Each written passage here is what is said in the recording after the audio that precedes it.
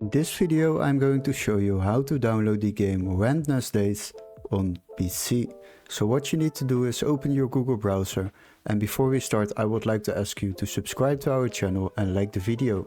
Once you have done that, we need to locate this game on Steam, so go to the Steam website and search for the game Randness Days. So once you found that, scroll a little bit down and there you will find the game. Unfortunately, there is no cheaper available option for this game, so you have to buy it through Steam. So you need to add it to your cart. After that, you can continue to your cart and finish the payment. Once you have done that, then you are able to play and download this game on your PC.